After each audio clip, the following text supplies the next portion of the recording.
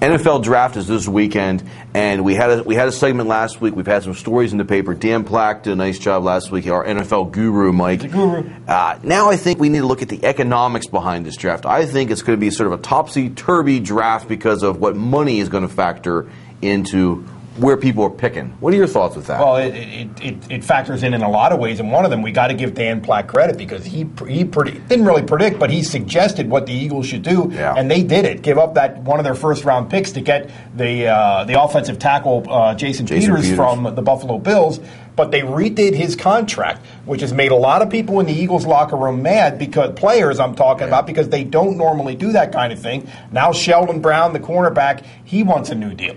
There's been sort of a trickle-down effect. Asante Samuel signs last year, big money as a cornerback. Acilio Hansen gets a big deal at cornerback this year. Sheldon Brown's going, wait a minute, why these guys are all getting money? But you have to remember, the Eagles did this with a lot of their players, where they signed into long-term deals, gave them huge signing bonuses. Just a few years ago, Brown was one of those guys. He got $7 million, Mike, just for signing his name on a signing bonus. That's guaranteed money there. And he seems to be forgetting that, because now his contract is maybe a little bit lower, about $2 million base salary, but he got a lot of money up front. Yeah, and I don't know. I would like to have the money up front. I think Sheldon Brown's probably living pretty well. I think he's being a little unreasonable about this, especially to go public with it.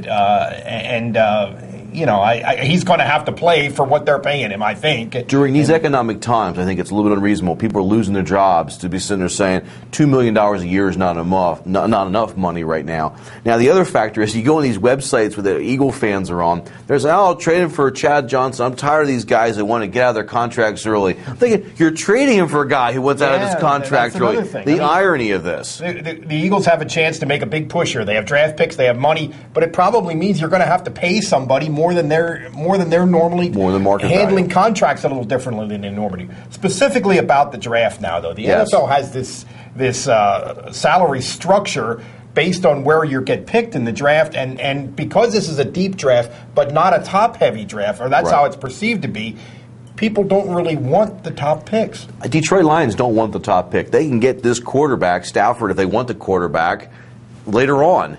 So what do? Nobody wants to trade with them to move up because there's nobody that's that appealing to take above the quarterback. I have a theory, Mike. My theory is that Detroit just lets the time expire. They get to make their pick whenever they want to make their pick. Let the time go. What is it, 20 minutes for the first-round pick? Let it go, and they'll make that pick at either 2 or 3 or maybe even 4. The Rams have the second pick. Kansas City Chiefs have the third pick. Seattle's the fourth.